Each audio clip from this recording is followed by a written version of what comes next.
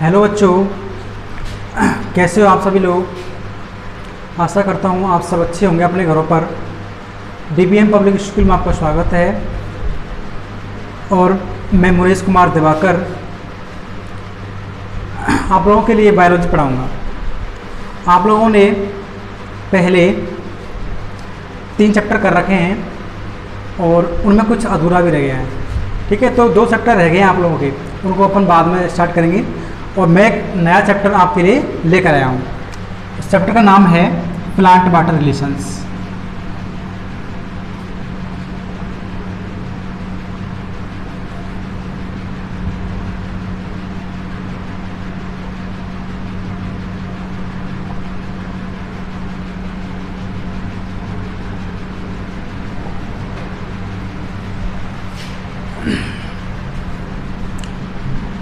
Plant water relation में देखिए पादप जल संबंध।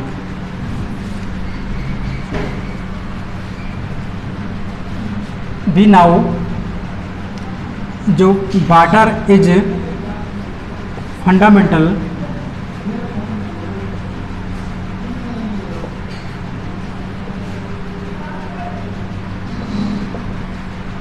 Water is fundamental substance in our life.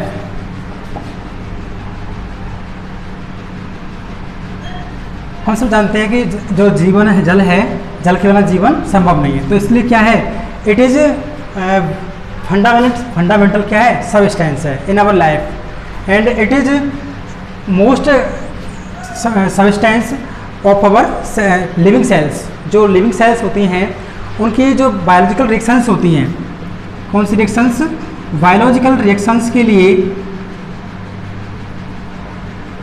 Water क्या है, वाटर बहुत इंपॉर्टेंट है।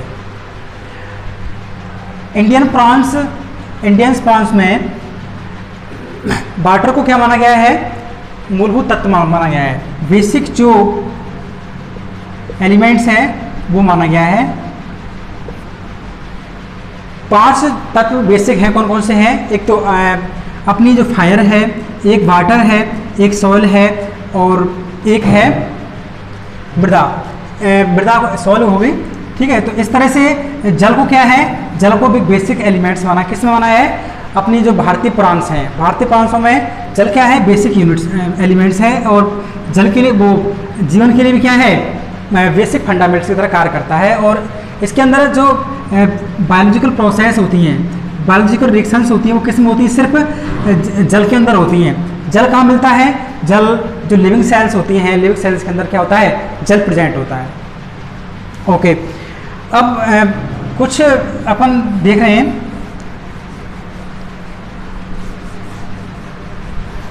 अब आती है properties of waters. Properties of water. देखिए कुछ प्रॉपर्टीज हैं जो क्या करती हैं, जल के अंदर प्रेजेंट होती है। तो उनमें से कुछ निम्न प्रकार हैं। पहली आती है, फर्स्ट है पोलर नेचर।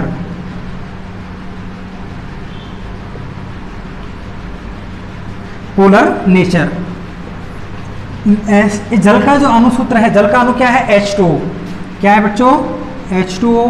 इसको अपन थोड़ा सा खोलें तो ये मतलब इसका आयनीकरण करें, तो आयनीकरण करने के लिए H धनायन और OH नेगेटिव होता है। ठीक है, तो जल के अंदर क्या है, दोनों तरह के चार्ज प्रेजेंट होते हैं, पॉजिटिव भी एंड नेगेटिव भी। तो इसलिए क्या कहते हैं इसको, उसकी प्रकृति कैसी हो गई, पोलर नेचर प्रकृति है, इसकी कैसी, ध्रुवीय हो गई, पोलर हो गई। अगली है इसकी विशेषता यूनिवर्सल सॉल्वेंट। यूनिवर्सल सॉल्वेंट, जल क्या है, एक सार्वत्रिक विलायक की तरह कार्य करता है, ध्रुवीय विलायक की तरह कार्य करता है, यूनिवर्सल सॉल्वेंट है ना। तो जल क्या है, यूनिवर्सल सॉल्वेंट, अर्थात जल के अंदर कोई भी जो सॉल्यूट है, अर्थात विलेय पदार्थ है, वो क्या होते हैं, यहाँ पर घुल सकते हैं। तो जल किसकी तरह कार्य करता है, एक सॉल्वेंट की तरह कार्य करता है, किसके लिए, यूनिवर्सल सॉल्वेंट की तरह कार्य करता है। अगला है न्यूट्रल पीएच।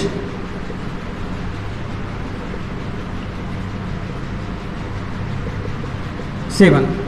जल की जो pH वो कितनी होती है, 7 होती है, न्यूट्रल होती है, और pH का मान कितना होता है, 7, अर्थात जल कैसा है, उदासीन है। ठीक है, तो जल का कोई ना तो कोई स्वाद होता है अर्थात टेस्ट होता है, ना ही कोई कलर होता है, ना ही क्या होती है, स्मेल होती है ना। तो जल की इस क्यों होती है, क्योंकि इसकी न्यूट्रल जो pH का मान कितना है, 7 होता है। अगला है हाई स्पेसिफिक हीट। जल के अंदर क्या है, जो हाई स्पेसिफिक जो हीट है वो क्या होती है, जनरेट होती है। जल को अपन गर्म बॉयल करते जाएं तो जल का तापमान अगर 100 डिग्री सेंटीग्रेड होता है तो क्या होता है, जल वाष्प बनकर क्या होता है, उबलने लगता है, और तब उसमें क्या होता है, इस जल के अंदर क्या होता है, हीट जनरेट होती है ना। इसी हीट के कारण क्या होता है, जल के अंदर जो स्पेसिफिक हीट है वो क्या होती है, जनरेट होती है। और जेम्स वाट ने इसका उपयोग करते हुए क्या बनाया था, भाप का इंजन भी बनाया था। ठीक है, तो अगली विशेषता क्या हो गई, हाई स्पेसिफिक हीट जनरेट होती है जल के अंदर। अगली विशेषता है इसकी, जो जल है, जल की डाई इलेक्ट्रिक कांस्टेंट,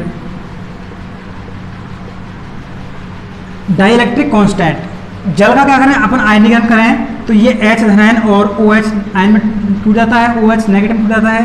तो इसको अपन एक कांस्टेंट के द्वारा क्या कर दिखा रहे हैं, इसको हम किसी दिखा रहे हैं, एक कांस्टेंट द्वारा दिखा रहे हैं। तब ये H धनायन और OH नेगेटिव और H2, ये जो हमने दिखाई, ये जो व्यवस्था थी, ये जो स्थिरांक है, इस स्थिरांक को कांस्टेंट क्या कहते हैं, डाइलेक्ट्रिक कांस्टेंट कहते हैं। क्या कहते हैं इसको, डाइलेक्ट्रिक कांस्टेंट कहते हैं, है ना। अच्छा, अब देखो अगली है पोलर नेचर हो गया, यूनिवर्सल सॉल्वेंट हो गया, न्यूट्रल pH हो गई, हाई स्पेसिफिक हीट हो गई, और डाइलेक्ट्रिक कांस्टेंट हो गया। अब अगली है at 4 degree centigrades, at 4 degree centigrades highest density.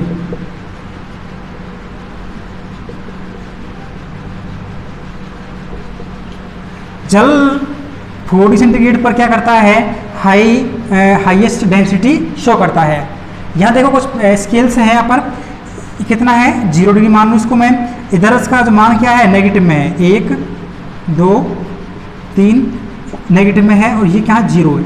इधर पॉजिटिव 1 2, इस तरह से तापमान का मान इधर इनकी जगह क्या हो रहा है, घट रहा है। ठीक है, तो जैसे ही मैं इस जल को क्या कर रहा हूँ, ठंडा कर रहा हूँ, कितने कर रहा हूँ, 0 डिग्री सेंटीग्रेड। तो जो 4 डिग्री सेंटीग्रेड है, कितना बेटा, 4 डिग्री सेंटीग्रेड है, इस पर क्या जल का अणु क्या करता है, हाईएस्ट डेंसिटी शो करता है। ठीक है, at 4 degree centigrade highest density show करता है। अच्छा, अगली है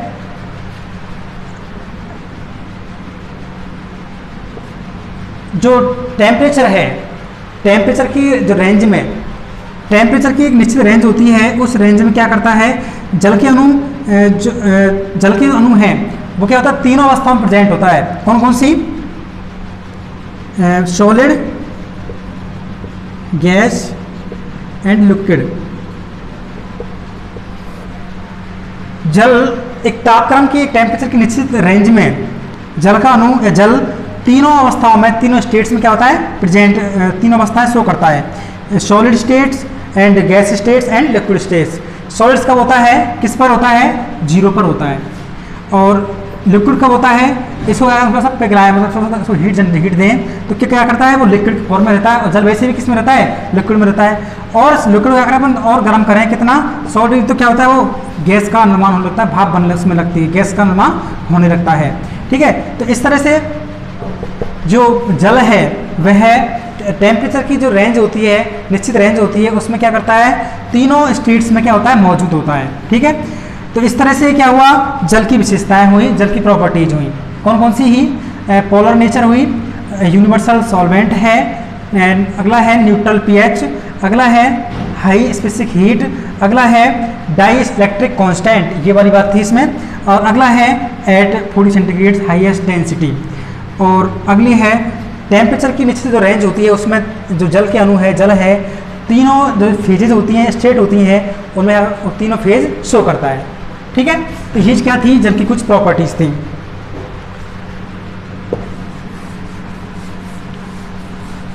अब इसके बाद आपको पता है, हम सब जानते हैं, वी नाउ, जो cell is the structural and functional unit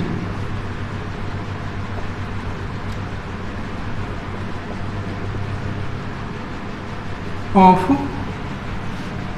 organism.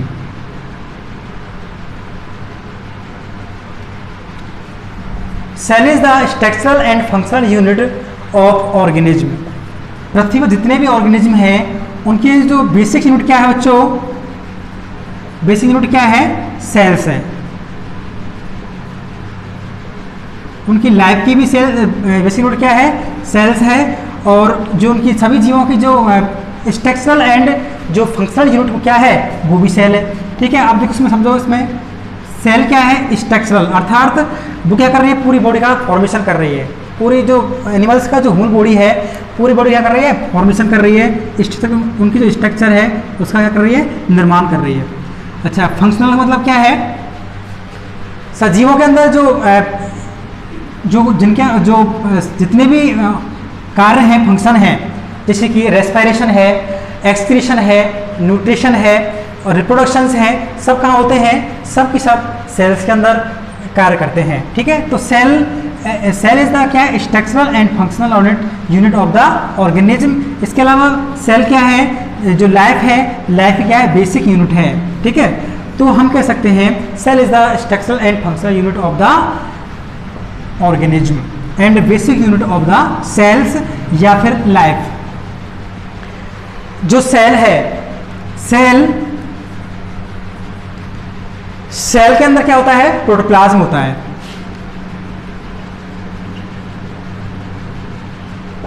Cell में क्या होता है? प्रोटोप्लाज्म। इस प्रोटोप्लाज्म में क्या होती है? बहुत सारी घटनाएं घटित होती हैं, इवेंट्स क्या होती हैं? कंप्लीट होते हैं। इस प्रोटोप्लाज्म में क्या होते हैं? बहुत सारी जो बायोलॉजिकल रिएक्शंस थे, अभी बात कर रहा था मैं ना, बायोलॉजिकल जो रिएक्शंस हैं वो क्या होती हैं?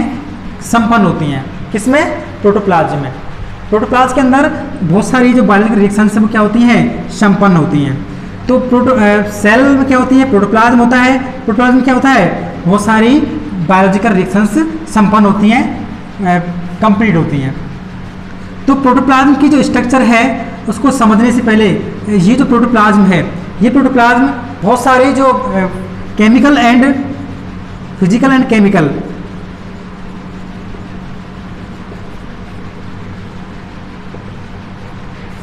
केमिकल जो प्रोसेस है उनसे क्या होता है? इफेक्टेड होता है ना।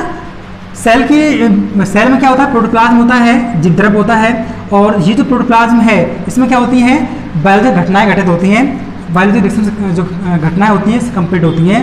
अब ये जो प्रोटोप्लाज्म है, प्रोटोप्लाज्म के अंदर प्रोटोप्लाज्म खुद बहुत सारी जो फिजिकल एंड केमिकल प्रोसेस है, इवेंट्स हैं, उनसे क्या होता है? प्रभावित होता है। तो कौन कौन से जो प्रोसेस हैं उनसे क्या होता है? प्रोटोप्लाज्म इफेक्टेड होता है। उनका क्या कर रहे हैं? अपन अध्ययन करेंगे, उनको अपन रीड करेंगे। ठीक है, तो जैसे कि कौन कौन सी घटनाएं हैं उनमें देखो, पहले आती है डिफ्यूजन। फर्स्ट है डिफ्यूजन, अगली है permeability. First diffusion, permeability, osmosis है, डिफ्यूजन है, परमिबिलिटी है, ऑस्मोसिस है।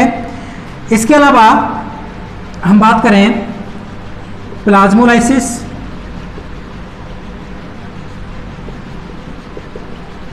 एंड डीप्लाज्मोलाइसिस,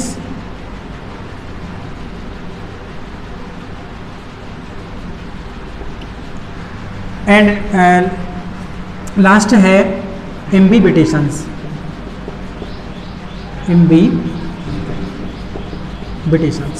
ठीक है, तो इन सब घटनाओं से जो प्रोटोप्लाज्म वो क्या होता है? इफेक्टेड होता है। कौन कौन सी है? डिफ्यूजन है, परमिबिलिटी है, ऑस्मोसिस है, प्लाज्मोलाइसिस एंड डीप्लाज्मोलाइसिस एंड है एम्बिबिटेशंस। तो हम इन सब में से इनका क्या करेंगे? अध्ययन करेंगे। तो फर्स्ट रीड डिफ्यूजन्स।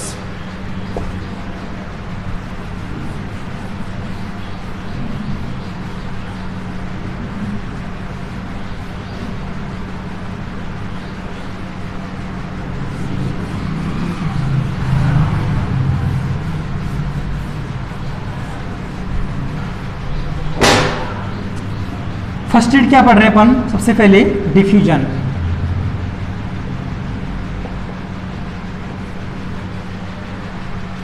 हिंदी में कहें विस्तरण। अच्छा, अब देखो एक एग्जाम्पल से इसको अपन समझ सकते हैं।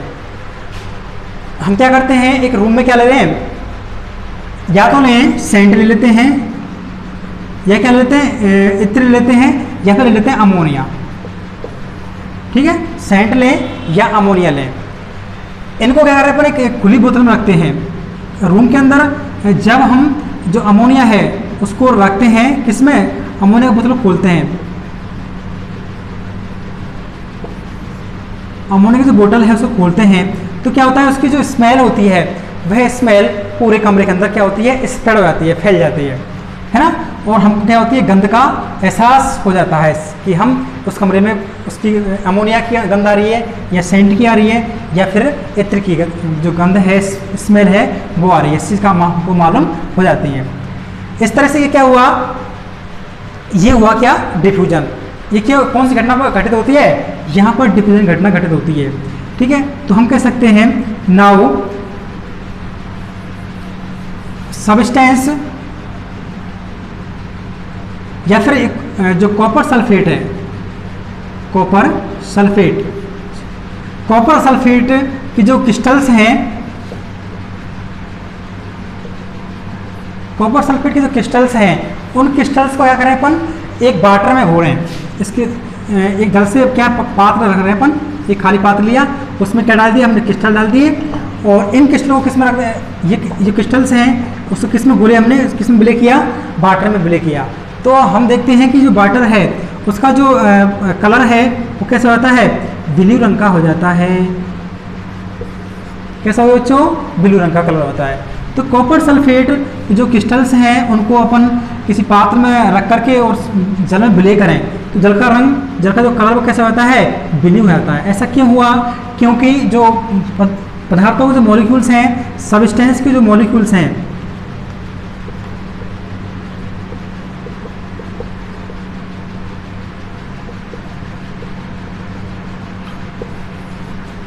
उन मॉलिक्यूल्स के अंदर क्या होती है बेटा, काइनेटिक एनर्जी होती है। क्या होती है, काइनेटिक एनर्जी होती है।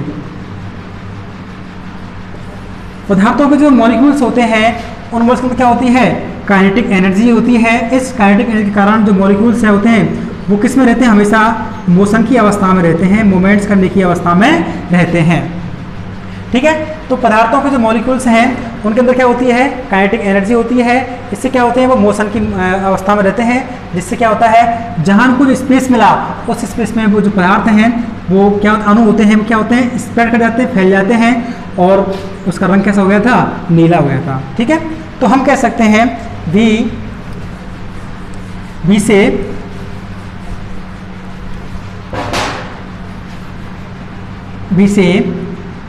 Substance of molecules,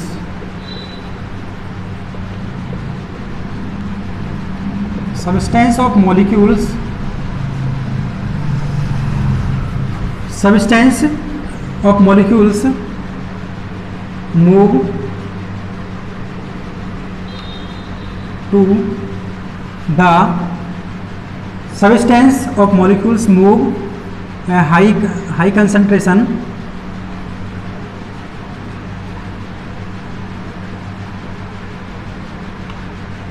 high concentration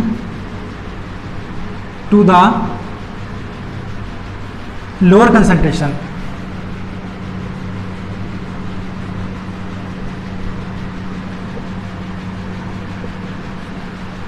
Substance of molecules move high concentration to the lower concentration. That this is called diffusion.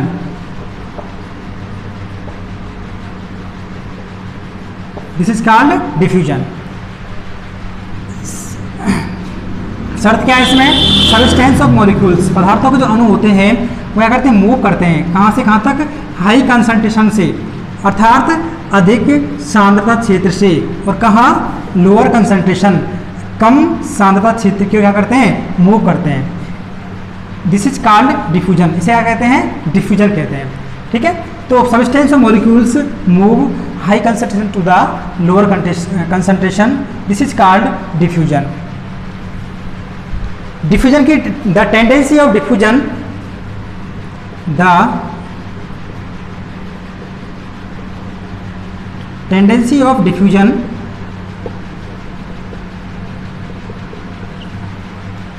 occur in the tendency of diffusion occur in all states. Example: solid, gas and liquid. Diffusion की जो tendency है, प्रवृत्ति है, वो सबके अंदर क्या होती है, प्रेजेंट होती है। सॉलिड में भी क्या होगा, प्रेजेंट होगा, गैस में भी होगा और लिक्विड में भी होगा, और उसके अलावा आयंस में भी होंगे। सबके अंदर क्या होता है, विसरण की जो प्रवृत्ति है वो पाई जाती है। लेकिन what rate of diffusion,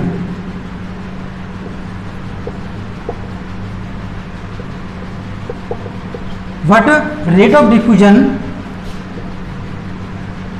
rate of diffusion is different or different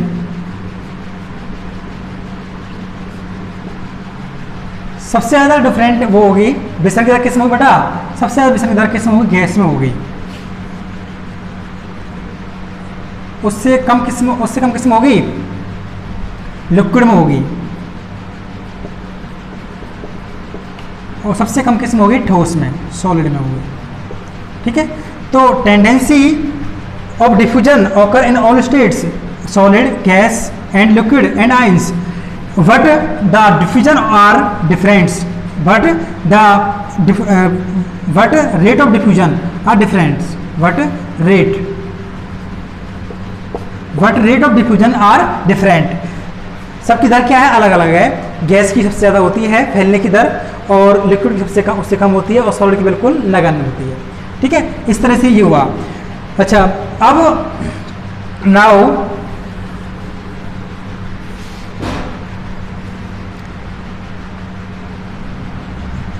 किसी सिस्टम्स में, कोई सिस्टम्स है, एक सिस्टम्स में हम कोई जो विलेय है और विलेय पदार्थ है उनको लें अपन। विलेय मतलब सॉल्यूट और ब्लैक मतलब सॉल्वेंट। ठीक है, तो सॉल्वेंट या फिर जो सब्सटेंस हैं, पदार्थों के जो सब्सटेंस हैं, मॉलिक्यूल्स हैं, तो उन सब्सटेंसों को किस में लें, substance of molecules, substance of molecules in किस में, एक सिस्टम में लें उनको, एक तंत्र में लें मॉलिक्यूल्स को। तो क्या होता है कि जो उनकी खुद की जो ऑन कंसंट्रेशन,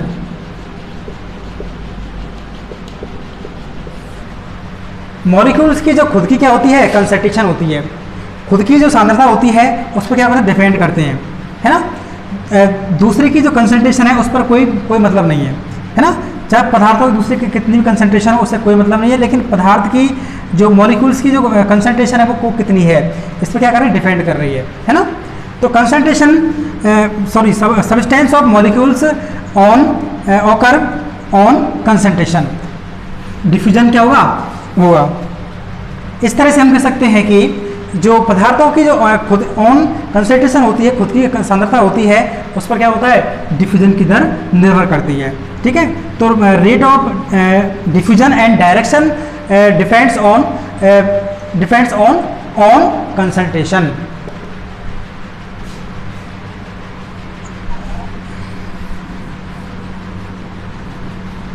एक शब्द, एक वर्ड्स है on independent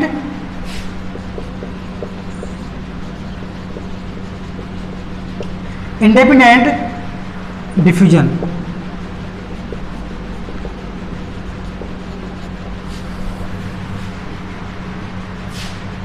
The rate of diffusion and direction is depend on concentration it is called indefinite diffusion. It not defends others substance और मॉलिक्यूल्स।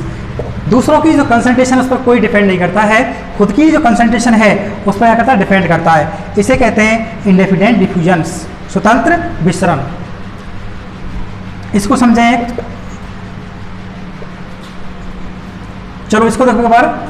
खुद की जो, अगर मैंने क्या किया, एक पात्र में क्या लिया, चीनी का घोल लिया। क्या लिया, जो शुगर है उसका सॉल्यूशन लिया,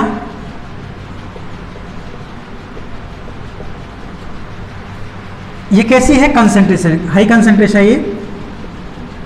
मतलब इसका मतलब क्या है, चीनी के तो मॉलिक्यूल्स है वो अधिक मात्रा में है ना, मतलब गाढ़ा है। शुगर सॉल्यूशंस अर्थात कंसंट्रेशन हाई है इसकी। और क्या किया, और क्या लिया मैंने, प्योर पानी लिया, प्योर क्या लिया, वाटर लिया। इस प्योर वाटर को किसमें घोला मैंने, शुगर के सॉल्यूशन में घोला। तो मैं देखता हूं कि हम देखते हैं कि यहाँ पर जो शुगर के जो मॉलिक्यूल्स हैं वह शुगर के मॉलिक्यूल्स जो वाटर के मॉलिक्यूल्स से क्या करते हैं, मूव करते हैं। शुगर की मॉलिक्यूल्स वाटर के क्या करते हैं, मूवमेंट्स मूव करते हैं। और वाटर के जो मॉलिक्यूल्स हैं वह क्या करते हैं, शुगर की ओर मूव करते हैं। ठीक है, तो कंसंट्रेशन के आधार पर ही जो उसकी जो सांद्रता है, कंसंट्रेशन है, उस पर डिपेंड करता है ना। शुगर की जो सांद्रता है वो अधिक है और इसकी सांद्रता कंसंट्रेशन क्या है, कम है। तो यहाँ जो शुगर की सांद्रता जल के जो मॉलिक्यूल्स हैं उनकी तरफ क्या करेंगे, मूव करने की कोशिश करेंगे। और जो जल के अणु हैं वह शुगर की अर्थात चीनी की ओर क्या करेंगे, गति करने की ओर अग्रसर होंगे। ठीक है, ये क्या हो गई, कंसंट्रेशन में बात हो गई। अर्थात सांद्रता अधिक थी यहाँ पर और सांद्रता कम थी। अब देखते हैं इंडिपेंडेंट डिफ्यूजन। प्लांट्स के अंदर क्या होता है, प्लांट्स को एक तो O2, CO2 और O2 दोनों को जो गैसेस होती है उनकी जरूरत पड़ती है। O2 और CO2 दोनों गैसों क्या पड़ती है, जरूरत पड़ती है। और ये दोनों गैस होती हैं, ये क्या होती है, जो एटमॉस्फेयर है, अपना खुद का जो वातावरण है उसमें क्या होती है, उपस्थित होती हैं। तो पौधों के अंदर, प्लांट्स के अंदर O2 and CO2 and water vapour,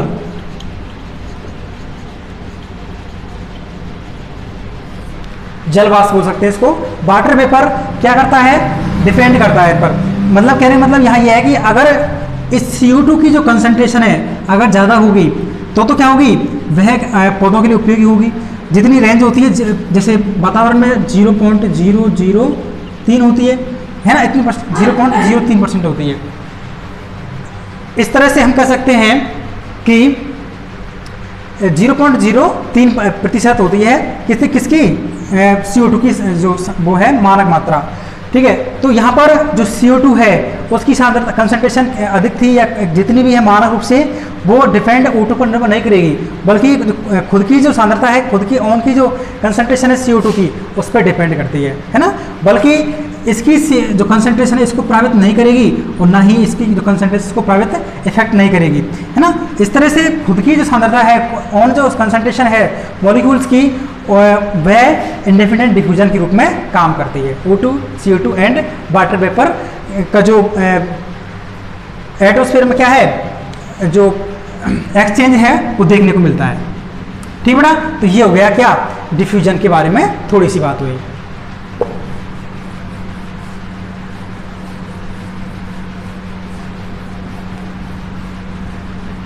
अब डिफ्यूजन को कुछ फैक्टर्स इफेक्ट करते हैं। डिफ्यूजन को कुछ फैक्टर क्या कर रहे हैं, इफेक्टेड कर रहे हैं।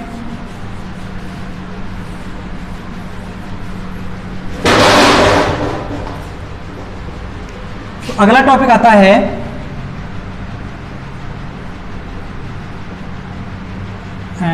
Affecting factor, affecting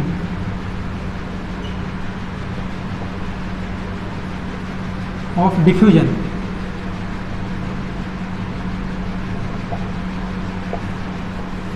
factors affecting of diffusion.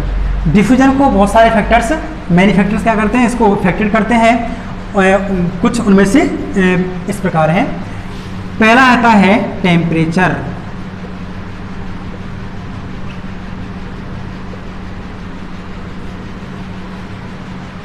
बताओ, जो मॉलिक्यूल्स होते हैं सब्सटेंस के, उनके अंदर क्या होती है बच्चों?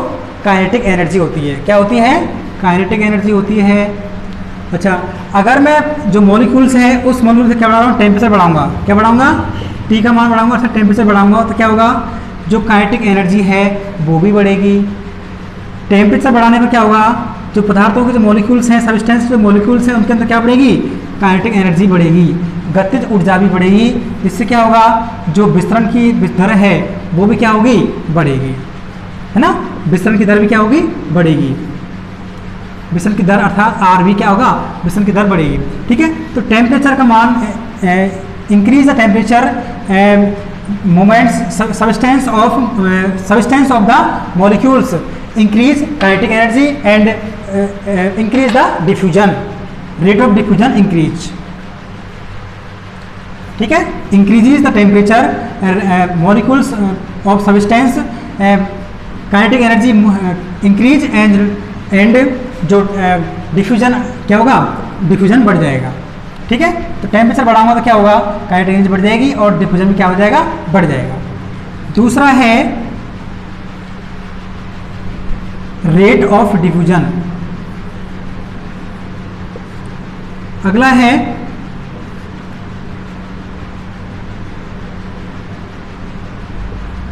डेंसिटी।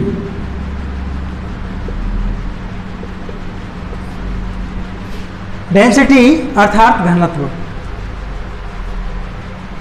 डेंसिटी की बात करूं मैं तो डेंसिटी है, जो डेंसिटी के रूप में जो डिफ्यूजन है वो भी क्या करता है? इसको प्रभावित करता है। अगर डिफ्यूजन की जो विस्तरण की दर है आर, वो कब बढ़ेगी या कब घटेगी? देखो, एक संबंध है, एक रिलेशन है 1/√d।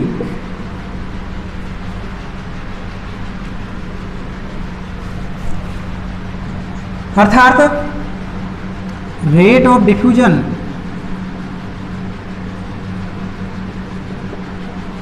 rate of diffusion is inversely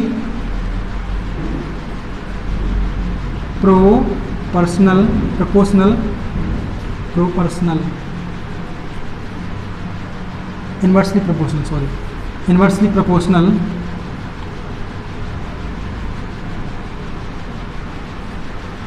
to the square root of the density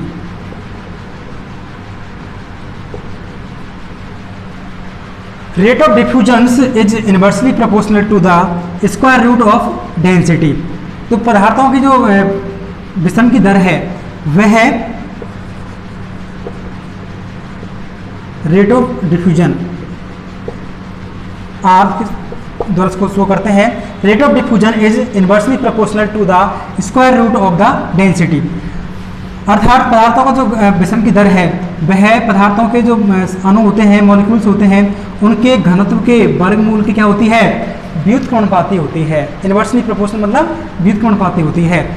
अगर जो डी का मान है, जो मॉलिक्यूल्स का जो गैसों का जो मॉलिक्यूल्स हैं उनका डी का मान क्या होता है? सबसे कम होता है। सबसे ज़्यादा किसका होता है? ठोस गैस होती है उनका होता है, तो वैसे गैस ठोस होती नहीं है। और इसी आधार पर जो अर्थात ऐसी गैस जिसका डी का मान क्या है? ज़्यादा है, उसका मान क्या होगा? डिफ्यूजन की दर क्या होगी? कम होगी। तो जो ऐसी गैस होंगी जो डी का मान क्या होगा? अधिक होगा, तो जो आर का मान क्या होगा बच्चों? कम होगा। विषम की रेट क्या होगी? कम होगी। ऐसी गैस जिसका डी का मान क्या होगा? अधिक होगा, तो जो आर का मान क्या होगा? कम होगा, विषम की दर भी कम होगी। और ऐसी डेंसिटी, ऐसी जो गैस है उस डेंसिटी का मान क्या कम होगा, तो रेट ऑफ डिफ्यूजन क्या होगा? ज़्यादा होगा। ठीक है, तो अधिक जो गैस, अधिक द्रव जो घनत्व वाली गैस होती हैं उनका डिफ्यूजन क्या होता है? कम होता है। और अधिक जो डेंसिटी वाली कम डेंसिटी वाली जो गैस होती हैं उनकी क्या होती है? रेट ऑफ डिफ्यूजन ज़्यादा होती है। ठीक है, तो ये थी नंबर 2 थी डेंसिटी। नंबर अगली है gradient of substance.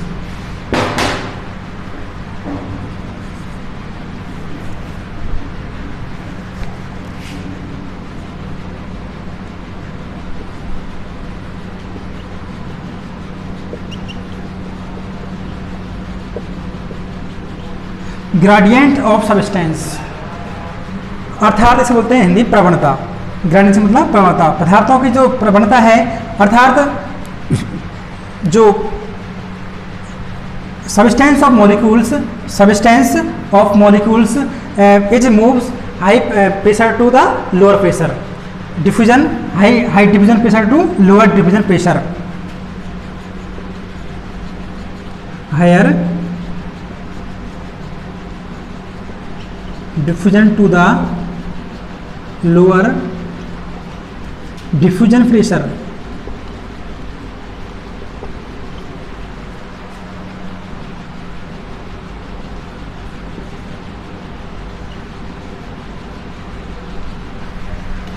Substance of molecules move to higher diffusion pressure to the lower diffusion pressure, अर्थात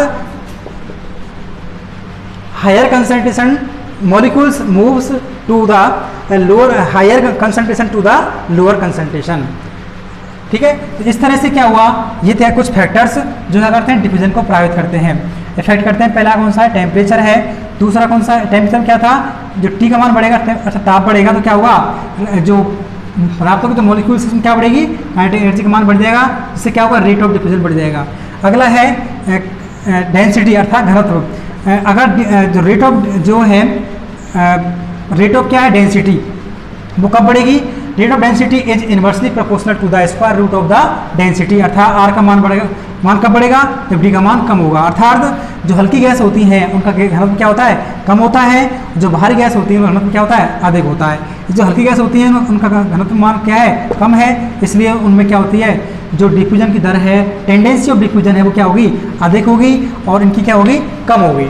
अगली ग्रेडियंट्स ऑफ सब्सटेंस अर्थात higher diffusion pressure, substance of molecules to move higher diffusion pressure to the lower diffusion pressure, अर्थात high substance of molecules move to the higher concentration to the lower concentration.